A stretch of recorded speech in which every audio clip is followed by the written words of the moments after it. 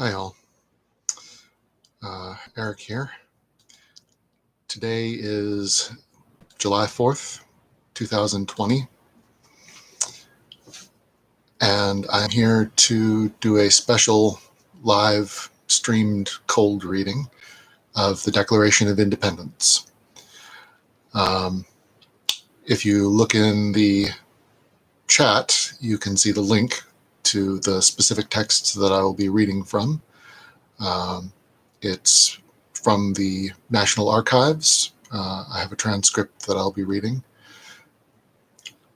I am a lousy student of history, and that might tie in with my tendency to evaluate things as they come and to live hopefully more in the moment, but it may also have something to do with my tendency to be instinctively resistant to authority when I was a kid.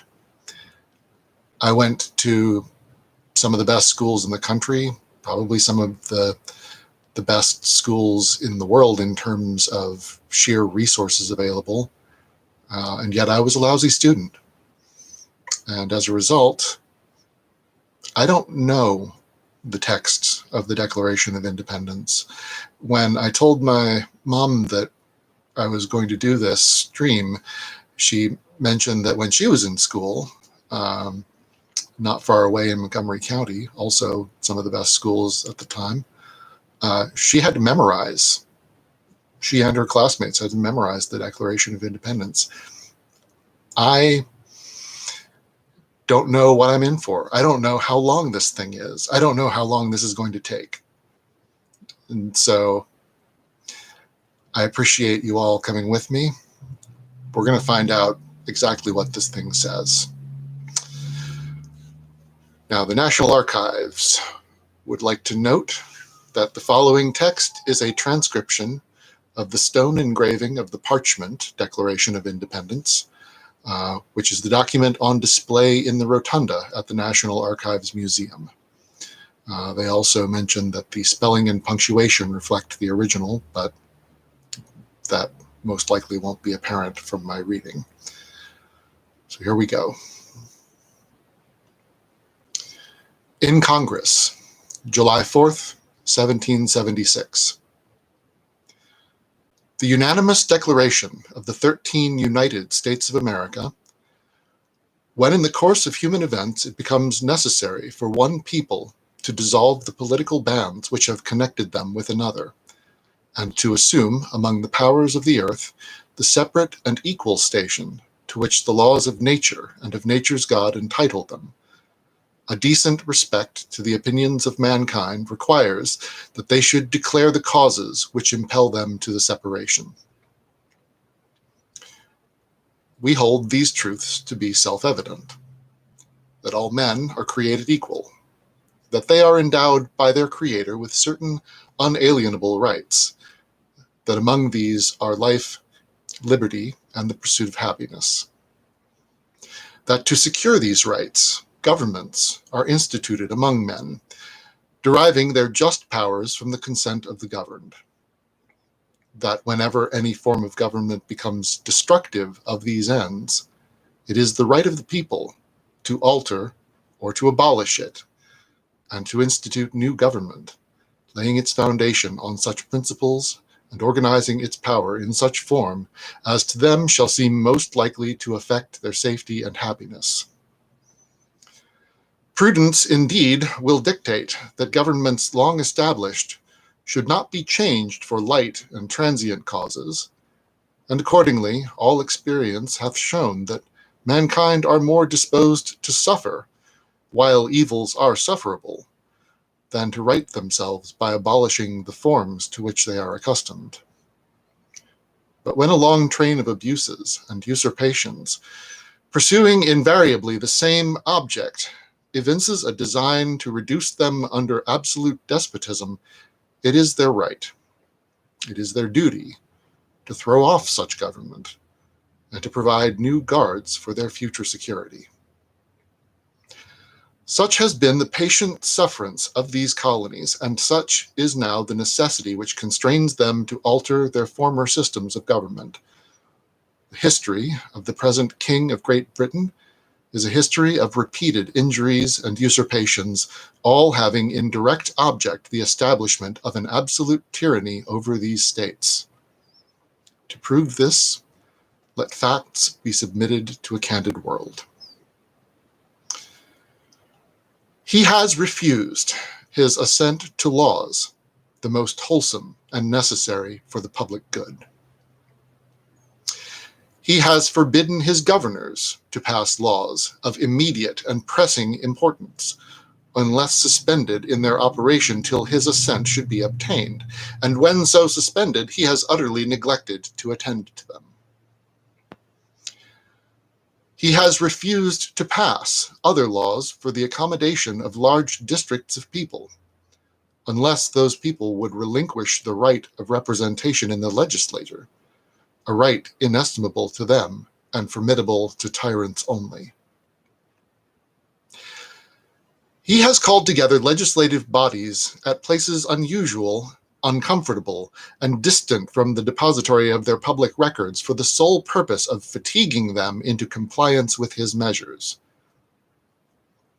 He has dissolved representative houses repeatedly for opposing with manly firmness his invasions on the rights of the people. He has refused for a long time, after such dissolutions, to cause others to be elected, whereby the legislative powers, incapable of annihilation, have returned to the people at large for their exercise, the state remaining in the meantime exposed to all the dangers of invasion from without and convulsions within. He has endeavored to prevent the population of these states, for that purpose obstructing the laws for naturalization of foreigners, refusing to pass others to encourage their migrations hither, and raising the conditions of new appropriations of land. He has obstructed the administration of justice by refusing his assent to laws for establishing judiciary powers. He has made judges dependent on his will alone for the tenure of their offices and the amount and payment of their salaries. He has erected a multitude of new offices and sent hither swarms of officers to harass our people and eat out their substance. He has kept among us, in times of peace, standing armies without the consent of our legislatures. He has affected to render the military independent of and superior to the civil power. He has combined with others to subject us to a jurisdiction foreign to our Constitution and unacknowledged by our laws, giving his assent to their acts of pretended legislation. For quartering large bodies of armed troops among us. For protecting them by a mock trial from punishment for any murders which they should commit on the inhabitants of these states. For cutting off our trade with all parts of the world. For imposing taxes on us without our consent. For depriving us, in many cases, of the benefits of trial by jury. For transporting us beyond seas to be tried for pretended offenses. For abolishing the free system of English laws in a neighboring province, establishing therein an arbitrary government, and enlarging its boundaries so as to render it at once an example and fit instrument for introducing the same absolute rule into these colonies. For taking away our charters, abolishing our most valuable laws, and altering fundamentally the forms of our governments. For suspending our own legislatures and declaring themselves invested with power to legislate for us in all cases whatsoever. He has abdicated government here by declaring us out of his protection and waging war on us. He has plundered our seas, ravaged our coasts, burnt our towns, and destroyed the lives of our people. He is at this time transporting large armies of foreign mercenaries to complete the works of death, desolation, and tyranny already begun with circumstances of cruelty and perfidy scarcely paralleled in the most barbarous ages and totally unworthy the head of a civilized nation. He has constrained our fellow citizens, taken captive on the high seas, to bear arms against their country, to become the executioners of their friends and brethren, or to fall themselves by their hands. He has excited domestic insurrections among us, and has endeavored to bring on the inhabitants of our frontiers, the merciless Indian savages, whose known rule of warfare is an undistinguished destruction of all ages, sexes, and conditions.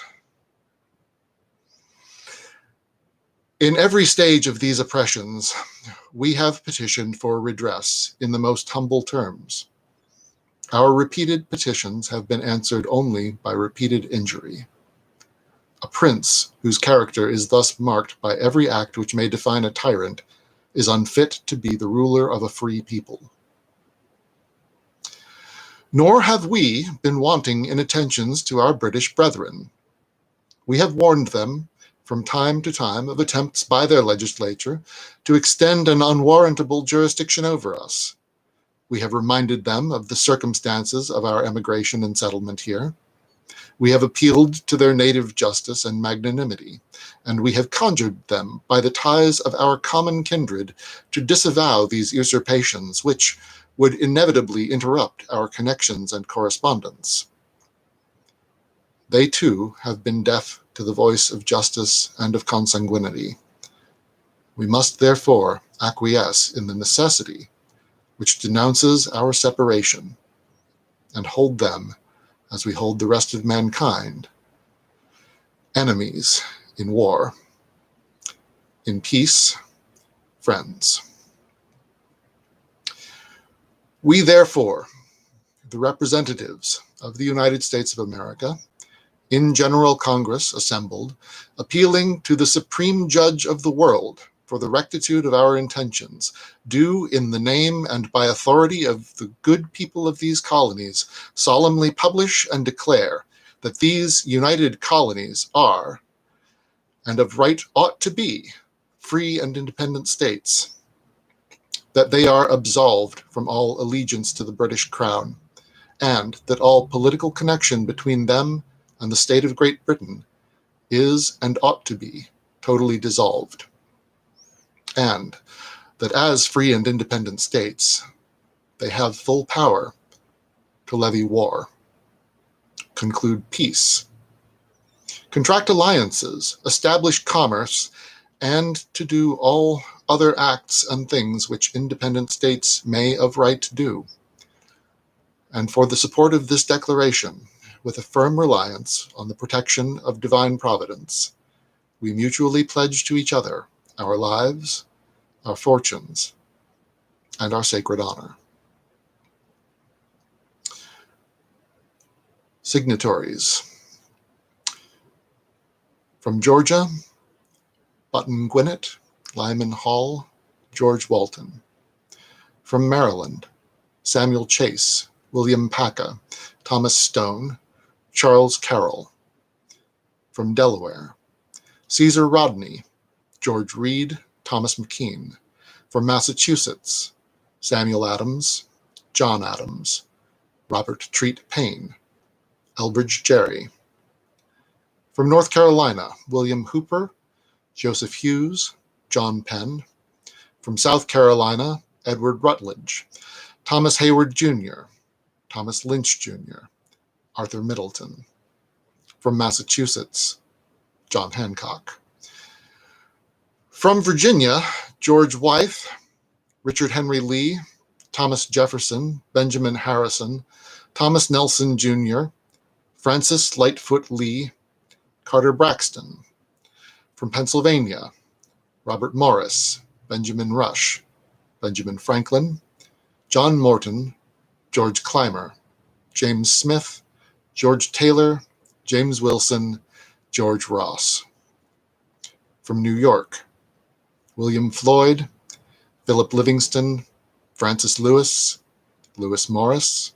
From New Jersey, Richard Stockton, John Witherspoon, Francis Hopkinson, John Hart, Abraham Clark. New Hampshire, Josiah Bartlett, William Whipple.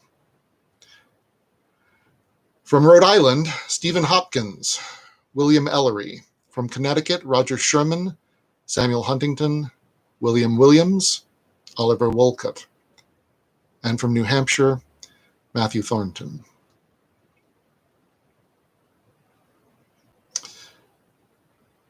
Thank you all for joining me. That's it.